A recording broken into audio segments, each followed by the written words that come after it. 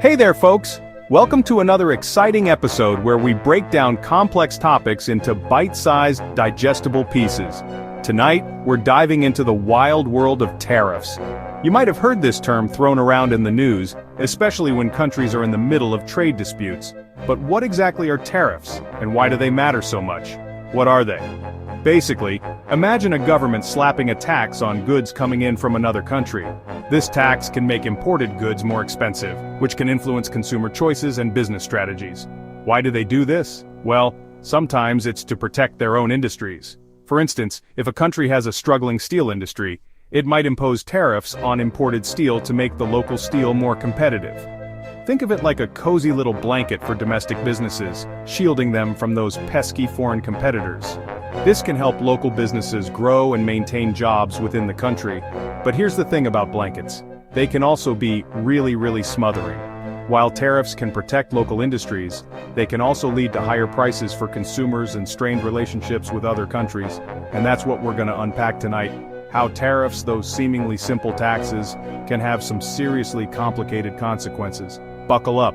We're going to explore the ripple effects of tariffs on the global economy, local businesses, and even your wallet. We'll talk to experts who will shed light on the economic theories behind tariffs and their real-world applications. From historical examples to current events, we'll cover it all. We'll also take a trip down memory lane to see how tariffs have shaped economies in the past. History has a lot to teach us about the potential pitfalls and benefits of these trade tools. And let's not forget the everyday impact. How do tariffs affect the prices of goods you buy daily? From groceries to electronics, we'll break down how these taxes trickle down to the consumer level. We'll also delve into the political side of things. Tariffs are often used as bargaining chips in international negotiations, and they can lead to trade wars that have far-reaching consequences. So stay tuned as we unravel the complexities of tariffs. By the end of this episode, you'll have a clearer understanding of how these taxes work and why they are such a hot topic in global trade discussions. Now, recently, the US decided to throw some tariff punches, and the world watched with bated breath. The stage was set for a showdown that would ripple through economies and affect countless lives. And guess who got caught in the crosshairs? None other than our friendly neighbors to the north, Canada. This wasn't just a minor scuffle, it was a full-blown economic confrontation. Our friendly neighbors to the north, Canada. The land of maple syrup, hockey, and politeness was suddenly thrust into the spotlight, facing a barrage of tariffs that threatened to disrupt their economy. The US government, led by the tariff-loving enthusiasts in the Trump administration, decided to impose new tariffs on a whole bunch of Canadian goods. We're talking steel, aluminum, and even things like maple syrup, the essentials. The rationale? To protect American jobs and industries, which, on the surface, sounds kinda noble. But let's dive deeper. Maple syrup, for instance, is more than just a breakfast staple. It's a symbol of Canadian heritage and pride. Imposing tariffs on such products was seen as a direct attack on Canadian culture and economy. Their stated goal, to protect American jobs and industries, which on the surface sounds kinda noble. But the reality is far more complex. While some American industries might benefit in the short term, the long-term effects could be detrimental. Higher costs for raw materials could lead to increased prices for consumers and potential job losses in other sectors. But like a deep discount on a knockoff handbag, things aren't always what they seem. The tariffs might offer a temporary boost, but the underlying issues of global trade imbalances and economic dependencies remain unresolved. It's a complex web of cause and effect, where every action has a reaction, often in unexpected ways. Canada, of course, didn't take this lying down. The Canadian government, led by Prime Minister Justin Trudeau, responded with their own set of retaliatory tariffs. It was a tit-for-tat strategy, aiming to hit back at the US and protect Canadian interests. The stakes were high and the tension palpable. This tariff smackdown wasn't just a bilateral issue, it had global implications. Other countries watched closely, gauging how this confrontation might affect international trade dynamics.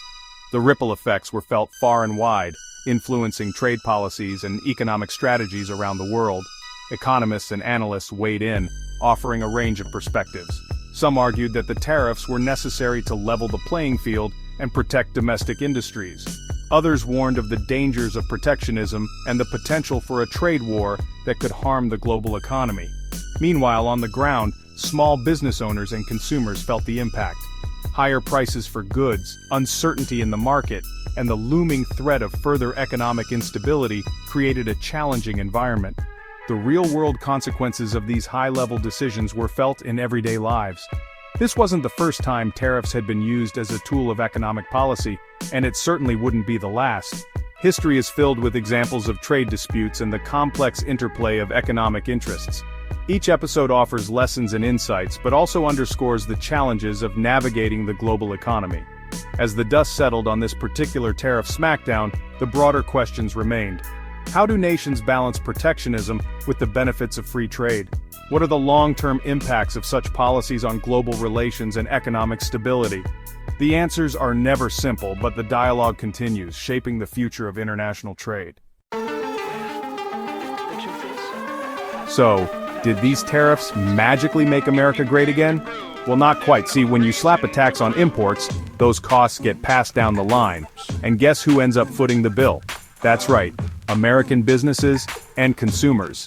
Suddenly, those shiny new car parts made with imported steel got a whole lot pricier for American manufacturers. And that fancy craft beer brewed with Canadian aluminum? Yep, you guessed it. More expensive for you at the bar. Now Canada, being the polite and well-mannered nation it is, didn't just sit back and take these tariffs lying down. Oh no, they fired back with some retaliatory tariffs of their own. American goods, from ketchup to playing cards, suddenly got hit with Canadian taxes. It was a full-blown trade war, with tariffs flying faster than Tim Hortons coffee on a Monday morning. Section 5. The dairy dust-up, a moving target. And then there was dairy. Dairy farming has always been a cornerstone of agricultural economies, providing essential nutrition and livelihoods for countless families. But in the world of international trade, dairy can become a contentious issue.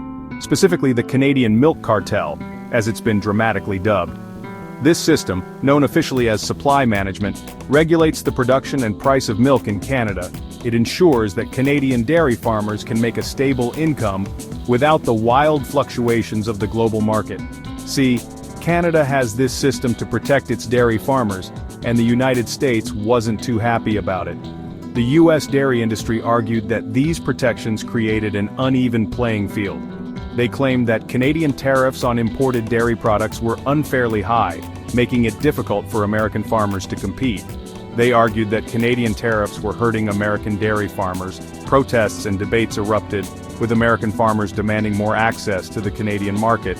They felt that the tariffs were a form of protectionism that disadvantaged them. But here's the thing, the US was already sending a whole lot of milk products to Canada without any extra tariffs. In fact, the US dairy industry had a significant presence in the Canadian market, exporting products like cheese, yogurt, and milk powder. It was a classic case of alternative facts, folks. While the US claimed they were being treated unfairly, the reality was more complex. Both sides had valid points, but the narrative often got lost in the noise of political rhetoric and economic interests. The dairy dispute highlighted the challenges of balancing national interests with global trade dynamics, and it served as a reminder that in the world of international trade, things are rarely black and white. Section 6. Who feels the pinch? A tale of two economies. So, who really got hurt in this tariff tiff?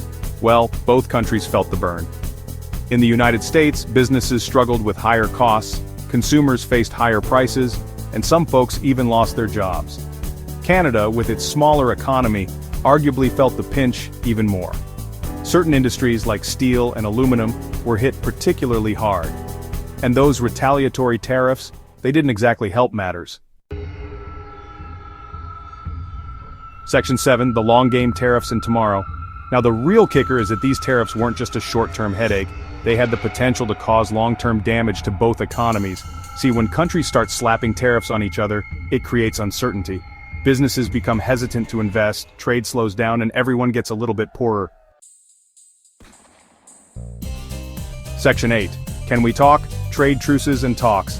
Thankfully, after a lot of back and forth, the United States and Canada eventually reached a trade truce. They agreed to roll back some of those tariffs and start talking things out like civilized nations. But the damage was already done. The tariffs had created tension, uncertainty, and a whole lot of economic headaches.